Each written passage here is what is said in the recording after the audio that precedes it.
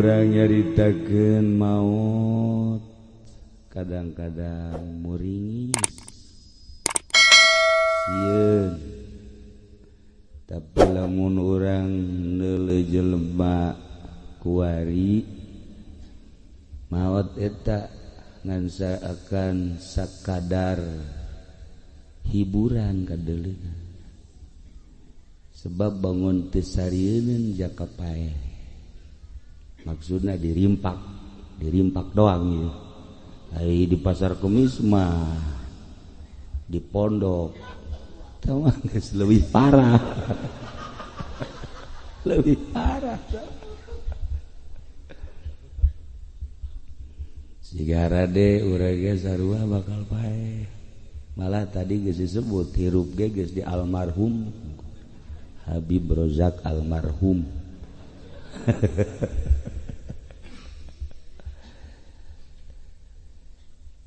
ayat 3 jelema boga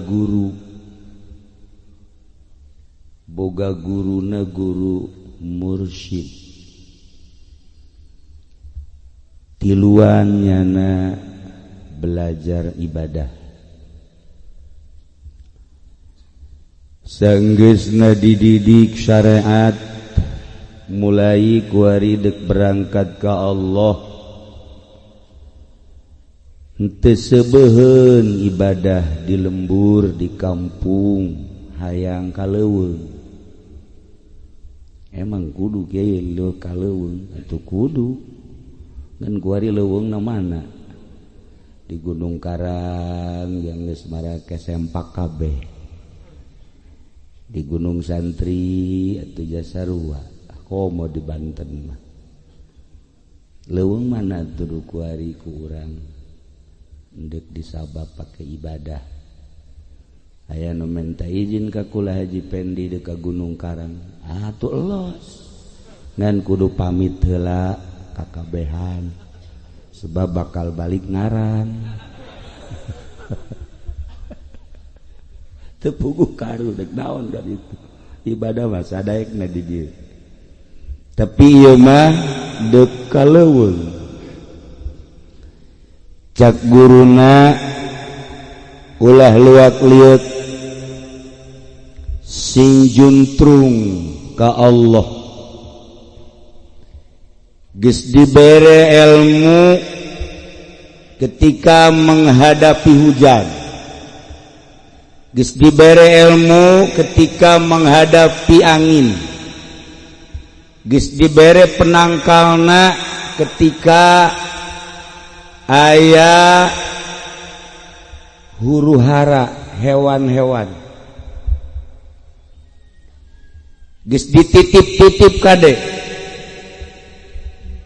ibadah bakalna hiji doang ye nu paling berat nahan lapar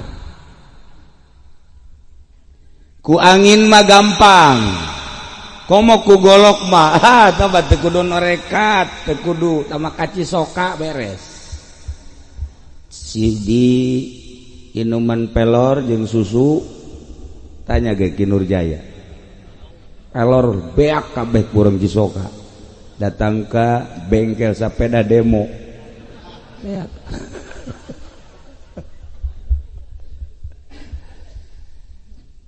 tapi nu paling berat lapar cak guruna sanajan lapar sapoe dua poe tilu poe saminggu tahan insyaallah moal kukumah akhirnya berangkat nu tiluan ka gunung kaleuweung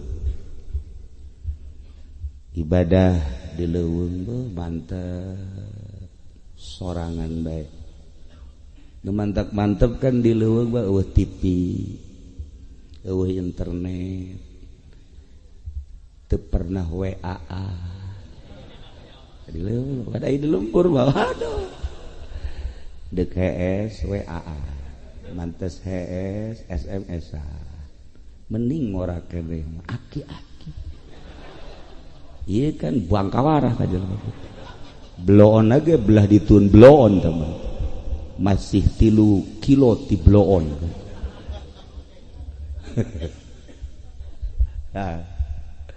tenang. Jadi nu endek ibadah ke Allah mah neangan nu tenang, sepi. Mentek pondok pesantren salaf mah neangan tempat nu sepi. Ai pondok pesantren modern mah neangan nu rame.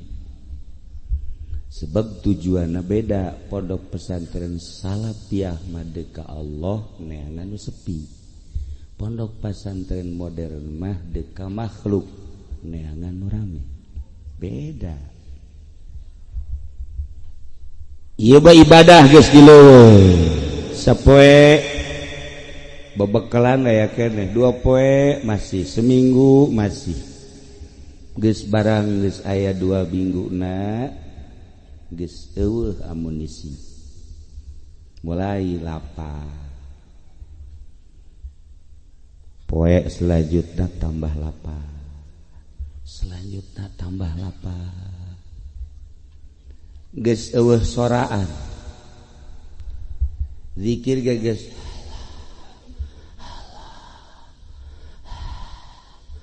Habib Rozak mah seubeug ge.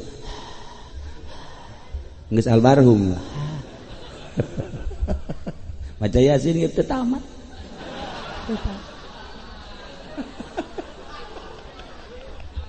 Geus teu kuat. Sakitu ge susu aya, kopi aya. Jeruk geus sabaraha meureun. Bahkan di kantongna ge cau aya. Yasin teu tamat. Buang kawara. Hai endek atuh maca Yasin. Pan cenah kiai tadi ngobrol bae bangun teu ngadengikeun didengikeun doraka. Aing mah ngadoraka jeung ngadengikeun Yasin kos kitu mah. Cak kabipat jin teupan. Nah, iya barang selanjutnya nyana musyawarah. Iya orang lapar kumaha. Ingat cek guru.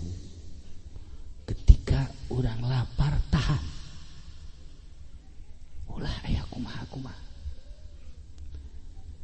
Jol be aya anak gajah.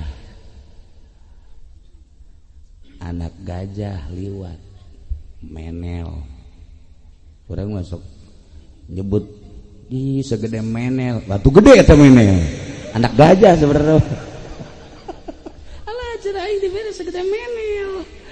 Baheula keur leutik dirimpak kos kitu eta. Sia mereka aing segede menel. Menel teh gede eta. Musyawarah tiluan daripada orang korban lapar mending orang pencit orang dahar. Cak nusa orang inget cek guru ulah kajian lapar ulah kuat engke. Ketika orang manteng ka Gusti Allah bakal dibere kekuatan. Lamun kecenderungan orang kana dahareun orang bakal lapar. Lamun urang cenderung nahate 100% kanu bogana ka Gusti Allah sanajan engke lapar dibere seubeuh. Tapi lamun pikiran urang kana dahareun urang pasti lapar bae. Pikiran urang kana inuman urang pasti dahaga bae. Tapi ketika pikiran urang manteng ka Gusti Allah dahaga lapar paring sapoe 2 poe kadituna ku Gusti Allah bakal dibere seubeuh. Atau panca kanjeng Nabi abitu inda rabbi kaula cicing di Gusti Allah. Masya Allah cak kanjeng Nabi yut'imuni wa yashrabuni. Gusti Allah mere dahar ka kaula mere nginum ka kaula. Apa Gusti Allah nyuguhan sangu ka kanjeng Nabi? Apakah nurunkeun korma ka kanjeng Nabi? Teu. Sahabat ge kagetin ai eta nyuguhan Gusti Allah kumaha. Cek Kangjeng Nabi sanajan sababara poe kos nu dibere dahar bae teu lapar saeutik-eutik acan. Sanajan sababara poe teu dahaga saeutik-eutik acan. Cak sahabat nah kok kitu lantaran manteng kanu bogana. Sanajan sababara poe moal lapar, moal dahaga. Mantak para nabi-nabi Allah karuatan beteungna, para aulia Allah kuatan beteungna. Habib Rozak ya Karim ya Allah. Ngajawaknya nah. Komo ieu mah geus dicaritakeun dia bae. Biangna ieu mah. Lelempangan jeung kula asalnya teu ngomong bae berarti geus lapar. Asal geus ditanya cicing bae, naon cicing bae? Wah, ieu asana kudu digotong ibu budak. Lapar. Konsep deka Allah mantengkeun bakal dibere seubeuh. Lamun pikiran urang kana dahareun lapar bae. Lamun pikiran urang kana inumun lapar bae dahaga bae. Ketika manteng ka Allah moal jeung teu aya. Teu aya. Komo saeutik mah teu hayang. Mun loba boleh dijual. Nah, musyawarahnya na cek dosa urang ulah mantengkeun ka Gusti Allah. Cek dosa urang coba maning urang pencit bae lah. Cek dosa urang deui geus urang pencit bae urang dahar daripada urang kalaparan. Ih cek dosa urang inget guru urang ulah. Nusa urang mempertahankan ulah, nusa urang mah tetep nuduaan pencit. Guys maneh mah rek ngadahar rek henteu pokona mah kami mah duaan dipencit bae mah. Akhirna anak gajah dipencit. Aju digarah. Didahar. Alhamdulillah seger. Begitu pentingna zikir anu ngadahar anak gajah mah kuat, maca Quran kuat, zikir kuat. Anu lapar mangan gitu.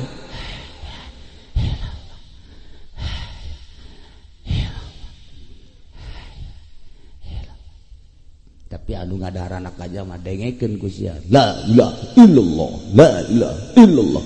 Maca Yasin ge tama. Lantaran seubeuh beteungna. Ha. Eta jadi ngahina tacak aing ge dahar bae. Ulah datang ka teu ngadahar. Dosa urang mah tetep henteu aing cak guru aing ulah-ulah henteu. Tapi da kasihan ibadah moal kuat. Kos kitu tah ibadah. Maca Quran, matana geus teu bisa kiceup. Yasin. Wal Qur'anil Hakim. Innaka laminal mursalin. Badigan ngadahar anak gajah sia kuat kata kuat aing Yasin 3 kali ge siap cenah ieu masa potong henteu.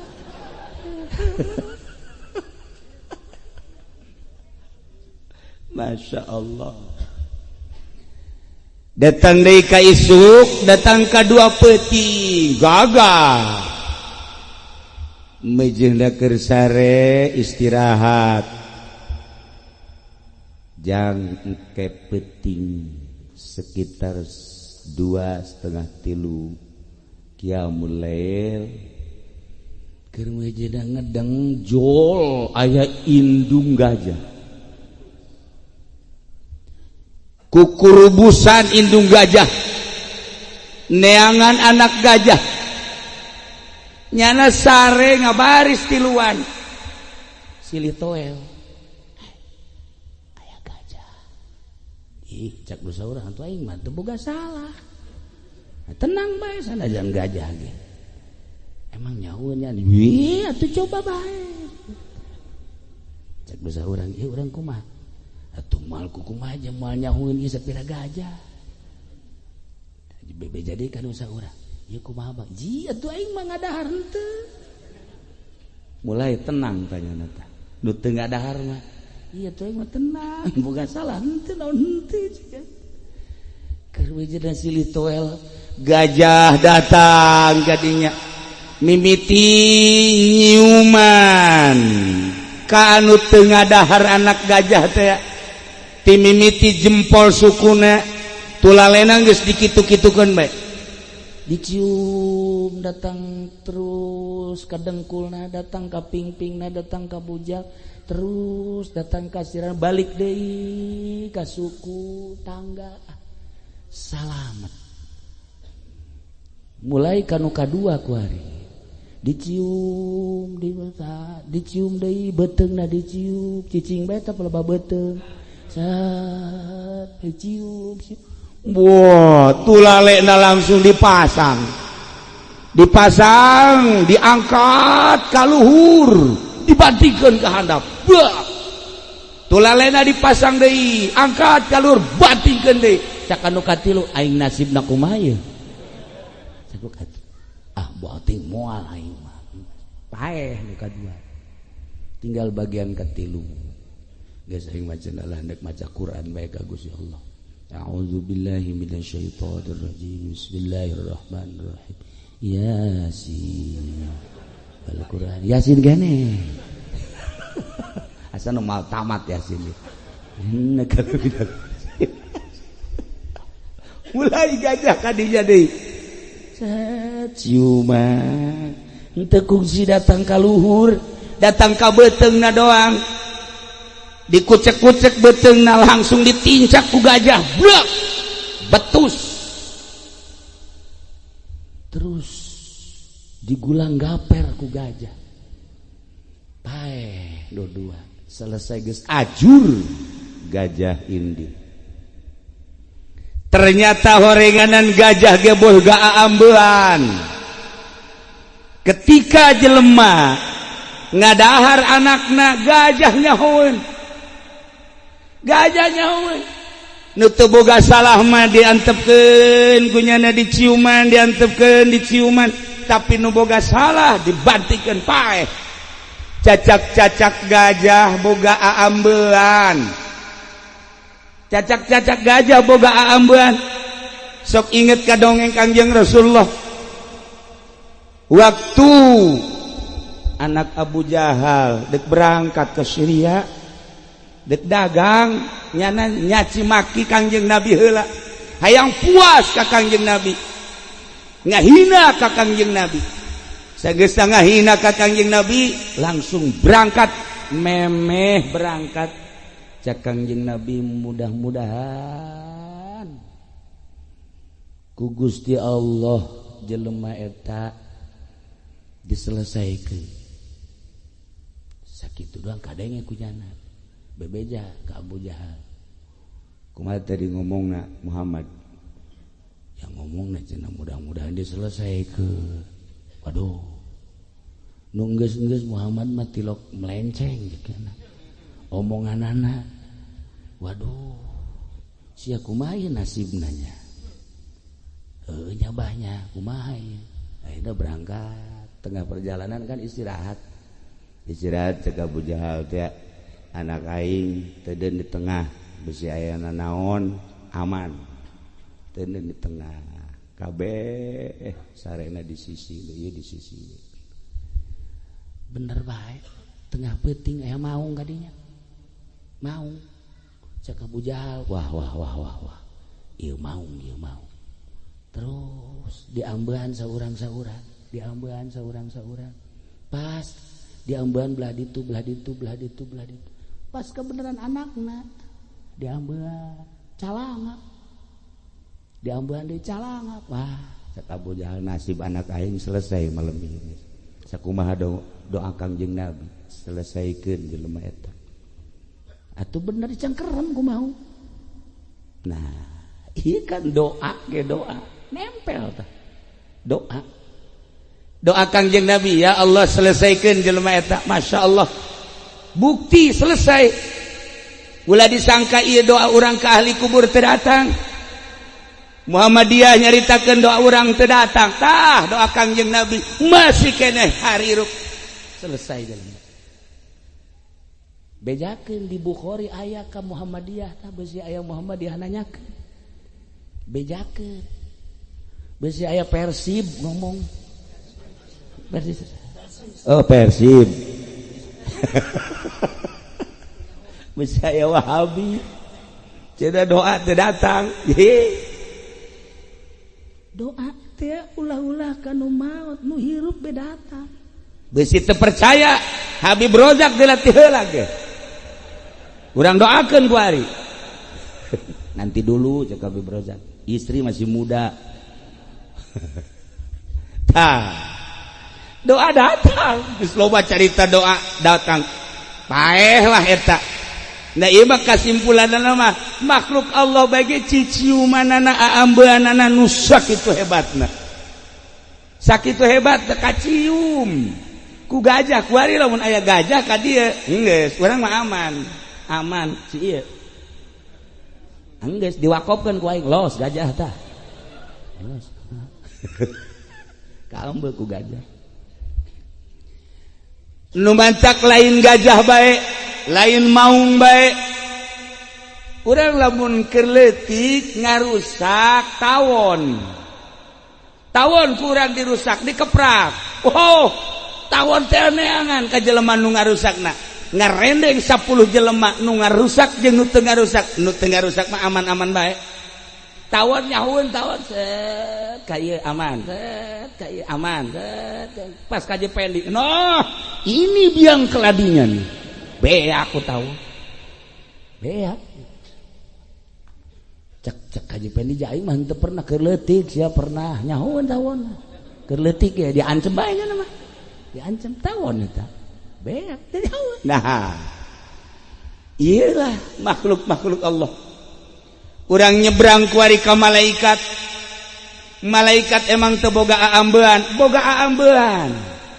ketika urang cicing di kamar maca Quran cicing urang di mushola maca Quran zikir tasbih malaikat ngambe seungit amat ya aduh Habib Ahmad seungit amat sebab maca zikir nu ieu aduh seungit amat harum maca sholawat pas Haji Pendi cek malaikat hangru amat bau karung goni cenah ieu mah nyaun malaikat Masya Allah karim malaikat eta di urang ngambe ketika aya Al-Qur'anan seungit cek malaikat ketika aya zikiran seungit cek malaikat ketika aya tasbihan seungit aya zikir-zikiran di awak urang makin ikhlas makin seungit makin ikhlas makin seungit malaikat apal moal saliru kumaha cenah kiai lamun urang ngawirid pelet qala Yusufu li abihi ya abatin pegawaian santri tolol santri lain ngaji amil ini ro'aitu nah ieu nu ngambeanana jin cak jin teh bener Al-Qur'an cak malaikat tapi maksudna lain ka Allah ye rada bau Quran mah Quran sebab Quran mah bisa pakai sihir bisa pakai neluh Quran komo ieu pake pelet teluh keneh tadi sarua entak raja teluh teh Ki Nurjaya itu seperti meletnya na kaambe ku malaikat Quran mah Quran sakeun maksudna lain ka Allah rada hangru indit malaikat nah jin ini makanan gua cek jinnya tah lamun bangsa pelet-pelet nu datang ngejin jin mantak diputerkeun kamana maksudna cak jin ieu kamana maksudna ieu didengekeun Allahumma layyin qalba sarwiti sarwiti cak jin teh sarwiti teh ngan sarwiti tiup ceulina hudang teh pendi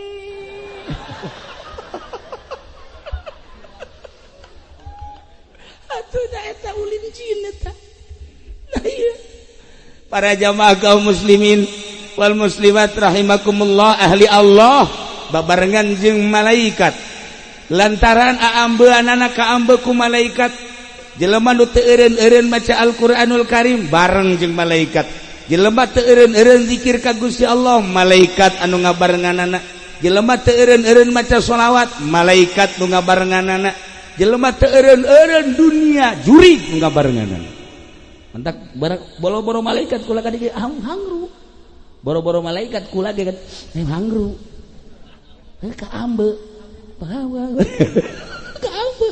asana hangru apa cule gitu mah emang rada pantasnya nama culehan Iya hangru Masya Allah karim. Nah iya. Jadi jelema anu sering maca Quran bareng jeung malaikat, ngambel malaikat, seungiteun malaikat. Zikir seungiteun malaikat, sholawat seungiteun malaikat. Bahkan laporan sholawat nah bentuk jadi malaikat. Bebeda ka Kangjeng Nabi. Ketika orang maca sholawat langsung ke Kangjeng Nabi. Assalamualaikum ya Rasulullah. Saha ieu abdi sholawat. Sholawat saha? Sholawat aja pengen dipaingan hideung sia. Emang kunaon kitu ye jekula jadi hideung. Maksud sia maca sholawat naon? Supaya karung laku. Teu eureun-eureun sia ti ngongorak, tolol cak Kangjeng Nabi teu boga kaisin sia. Cerekan ku Kangjeng balik deui sholawat ka dieu. Nampilin Kangjeng mah aja pengen goblok sia. Kunaon aing dibalikeun deui. Sholawat teh sing lurus ka Gusti Allah. Nah, ieu keur hirup keneh seperti gitulah. Mantak lamun diteruskeun ieu lalakon diteruskeun makin ikhlas, makin hebat, makin ikhlas, makin hebat. Urang bisa naik ke langit sak Kangjeng Nabi.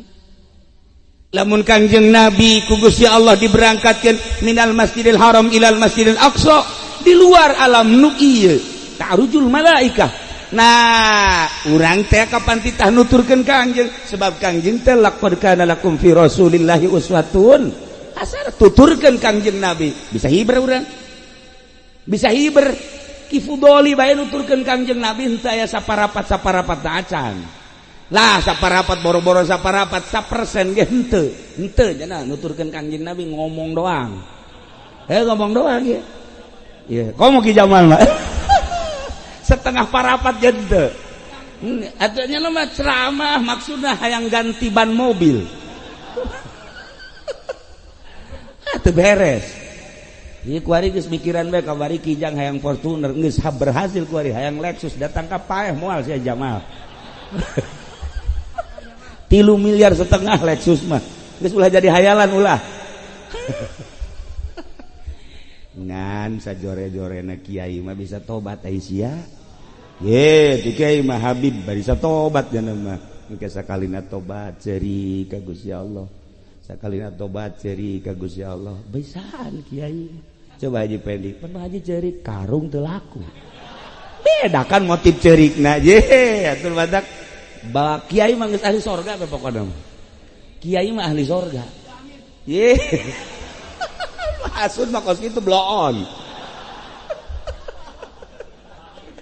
Ya Allah ya Rabb. Cek Imam Ghazali urang kudu boga keyakinan. Ulah ti Kangjeng Nabi luhur teuing ti Imam Ghazali bae. Urang kudu boga keyakinan. Ketika Al-Qur'an dijelaskan innal ladzina amanu wa amilus solihat. Jelema anu iman ngamal soleh, kabelah dituna bakal dibere surga. Kudu yakin cek Imam Ghazali keyakinan teh atas bisa sehingga ngalidih di jero hate teh bahwa setiap iman amal soleh surga mantep. Lamun urang boga keyakinan model kos kitu tenang hirup.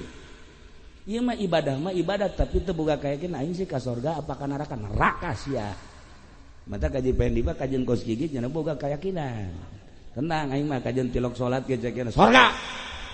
Geus dungtut bae ka Gusti Allah surga. Ngan aing demo ulah.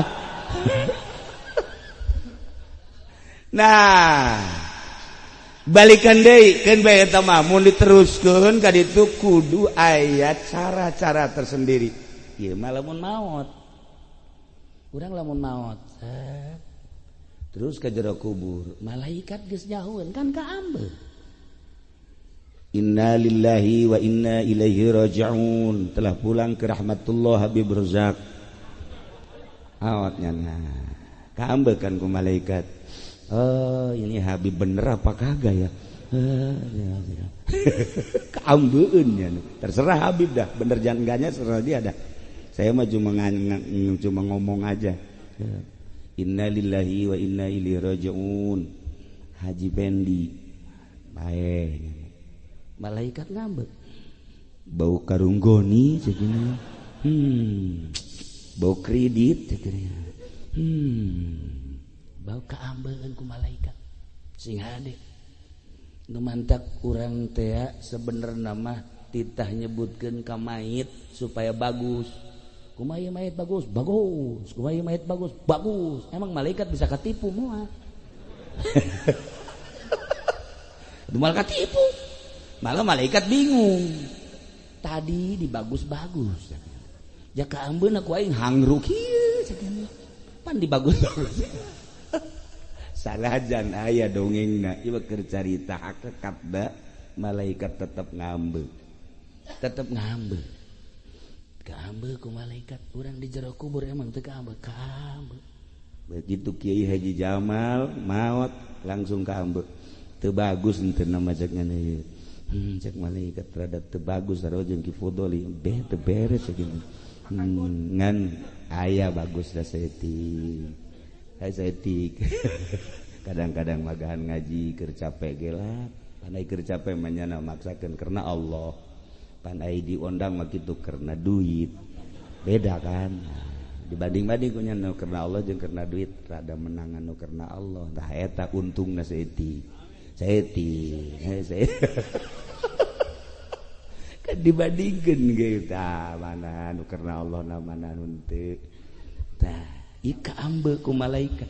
Masya Allah. Lamun gajah bisa ngambe, lamun maung bisa ngambe, lamun tawon bisa ngambe, lamun malaikat bisa ngambe, atuh komo Allah. Naha urang teh ilengah amat teh asa didelekeun ku Gusti Allah. Sehingga berani amat urang nonton TV sadaekna, berani amat urang SMS-an ka jahe. Ikan blon ieu. Ku pamajikan mah ku pamajikan disumput musik aya hawan. Ku murid Haji Jamal ge sering murid. Ini mah rahasia khususon ila ruhi cekna ieu. Gusti Allah moal bisa disumput-sumput Haji Jamal. Enggak ada ieu. HP boga 3 Haji Jamal. HP nu hiji jang paranti undangan. Nu hiji deui jang paranti keluarga, nu hiji deui khususon. Ya Allah, ya Rabb. Nah, ieu carita malaikat ngambe atuh komo Gusti Allah nu maha segala-galana. Lamun urang boga keyakinan urang ditinggalikeun ku Gusti Allah, didengekeun ku Gusti Allah.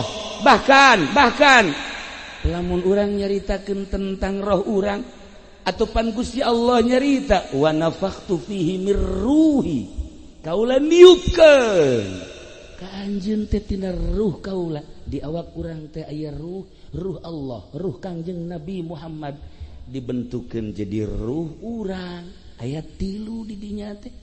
Ketika dihijab ku Gusti Allah jadi kafir, ruh Allah na nyingkir. Cahayana maksudna ruh Kangjeng Nabi na nyingkir, cahayana nu aya tinggal ruh manusiana.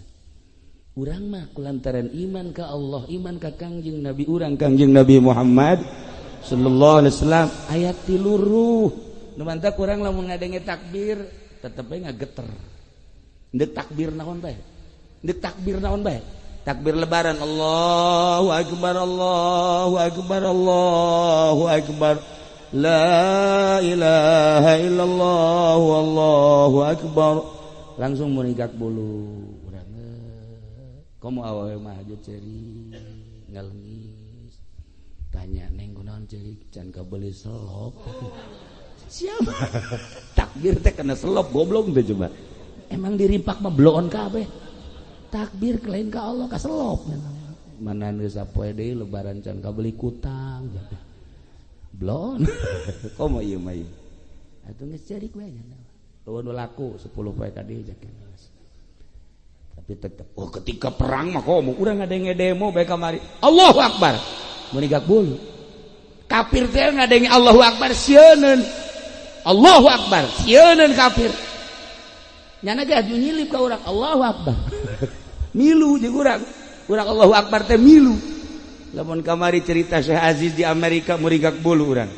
Di Amerika mah perzinahan teh geus sebagai makanan biasa. Eueuh haram di Amerika mah. Dianggap satu kebutuhan. Lamun urang lempang, aya awewe di ditu, urang hayang, awewena daekeun, geus tinggal neangan tempat bae. Di Amerika seperti kitu. Eueuh bahasa haram, eueuh bahasa muhrim, nu penting saling membutuhkan. Iyalah di Amerika. Nyana guru besar di ditu teh. Guru besar ditawaran unggal poe ku awewe Amerika. Kapan lagi cek nyana? Saya membutuhkan Anda. Apabila Anda membutuhkan, yuk. Waduh, cek Syekh Aziz, makanya enggak rilis kan gitu. Mun bangsa Kiai Haji Jamal wallahu a'lam. Wallah. Atuh di dieu ge bebejan andek ceramah 2 poe gorenganan. Keur ieu kuari teu. Eta di Amerika ulah mun carita-carita di Amerika muringkak bulu. Tetapi di tengah-tengah negara anu anti agama, apatis, di tengah negara anu kos kitu kaayaanana, emang eueuh kitu masjid, emang eueuh kitu kiai, emang eueuh kitu anu terus dakwah terus. Nu kula paring muringis cerita manehanana terakhir, saya punya teman saya yang paling akrab dengan saya menghilang dari pandangan saya cek manehanana sekitar 6 bulan. Setelah 6 bulan kembali deui kula ditanya mun cek bahasa urang mah ai maneh tas di mana ieu? Mantas tugas di mana? Babaturan kula ka Aljazair, kula diutus ke Indonesia. Dalam rangka naon? Kristenisasi. Ya Allah. Terus carita nyana keayaan di Indonesia. Sageusna carita hasilna kumaha betapa mudah cenah di Indonesia.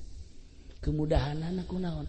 Kemudahan dengan 2, 1 kebodohan orang Indonesia, nomor kedua kebutuhan yakni fakir, gampang jasa dengan diberi kemudian luluh milu. Ilah dongeng babaturan Syekh Abdul Aziz di Amerika seperti eta. Kuari nu deuk diturunkeun ka Indonesia loba. Nah, mantapnya khawatir ceknya aduh bangsa Indonesia anu kasebut jasa ramah jeung piawaina, kasebut jasa hormatna, kasebut jasa babarianana, kuari deuk diacak-acak. Melalui naon ye pengacak-acakanana langsung nyanana aya, tapi leuwih hebat melalui Wahabi jeung melalui Syiah. Ieu cek Syekh Abdul Aziz langsung. Jadi ketika di Aljazair aya Syiah diantep, ketika aya Wahabi diantep, sebab dimodalan ku Amerika. Nah ieu mah sakadar informasi di urang ge hati-hati, geus mulai di urang Syiah aya, Wahabi aya. Tapi lamun neuleuh kieu ye Wahabi gregeteuh. Sagala haul cokna tarolol. Hadisna, Qur'anna, segala tiluna, segala tujuhna. Keur ieu Amin Rais gak ulah-ulah ngaharam-haram zarah. Zarah ka orok-orok zarah. Asal dilarang me ku Muhammadiyah di Indonesia moal bae mudal. Ieu ge kan dilarang ye kuari. Tahlil-tahlil, kuari haul-haul bermunculan. Bahkan sababaraha pembesar Habib-habib di luhur jeung para ulama deuk ngayakeun haul akbar Syekh Maulana Hasanuddin.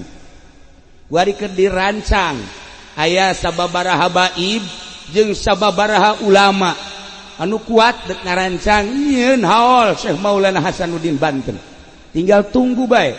Lantaran ieu sepi di Banten eueuh haul Syekh Maulana Hasanuddin. Eueuh haul Syekh Maulana Yusuf. Eueuh haul Syekh Maulana Mansur. Aya mah aya ngan seakan-akan henteu dirasakeun ku kabehan. Tinggal keur diisi qorohan iraha jeung kumahana urang serahkeun engke ka ahli-ahlina. Nah, para jamaah kaum muslimin wal muslimat rahimakumullah, lamun kula jaritakeun tentang cerita Syekh Abdul Aziz, kula mah sok inget cerita lalai teh lalai kalong nempel di tangkal kayu ngagantung baik. Angin jeung hujan nyana ngobrol. Cek angin teh hey hujan. Coba sing gede. Maksudna kalong supaya ragag hujanan lu gede. Eta hujan nurut. nurut hujan turun gede jasa kalong beuki nyekelan we hujan beuki gede beuki nyekelan sampai sapeting hujan kalong aman kalong cak hujan teh bagian sia ku ari mah angin topan ku aing geus teu mampu tenang cek angin topan ku aing hei eta angin topan mulai muter kalong beuki tenang beuki nyekelan we geus sababaraha jam angin topan pulting beliun selesai kalong seserian salamet aing tinggal hiji deui coba ku sia angin sepoi oke. Kalau mulai set ditiup ku angin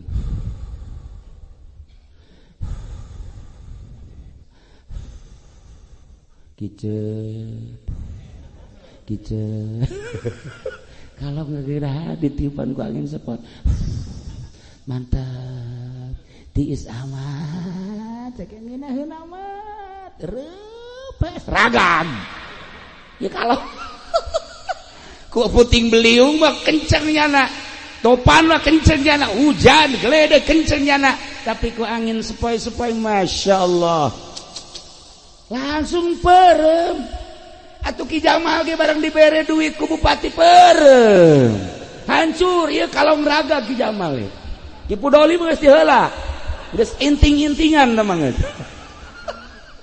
da ieu si hade kiai kuat kiai ku angin mah kiai kuat kiai ku hujan mah kiai kuat benturan-benturan tapi ceritana ku angin sepoi Masya Allah karim mimiti dibere 3 juta kan awal nama Ki Jamal kan setting kan ulah sok tual toel ayo kabelah dia sekupi kan ku ibu urang sarereata sekupi ieu mah di umroh kan nah umroh nan jahanam gitu kan umroh bentuknya umroh jahanam eta sepoi masih kuat keneh teh aya nu dibere mobil dipangieun pondok mengkakar tarariis ceknya ditanya nyaritakeun nu korupsi lah budak tiba heula ge korupsi mah terus bae ditanya nyaritakeun riba lah tuh riba masing-masing bae ditanya nyaritakeun ieu negara Islam lah tuh demokrasi biar tuh masalah ceknya teh ditanya nyaritakeun hukum-hukum Islam lah tuh hukum kurang bae sih nah ieu geus kena sepoi-sepoi kiai madak eta Habib Rizik Kulaba lain daron ngalem wawanena pohara jasa Masya Allah dasar zuriat Kangjeng jadi endeu gagahna eta saha urang anu wani setan-setanan atuh presiden setan Tito juri setan Pak itu setan-setan termasuk Ki Jamal setan ajuna mah acak-acakan setan gawe gagah eta nah iya sebab naon angin sepoi mau datang namun nyana daek narima sabaraha miliar kula nyaho namun nyana daek narima sabaraha miliar Masya Allah luar biasa dibeli Ki Jamal mah teu kudu dibeli malah nyieun proposal jangan pengajuan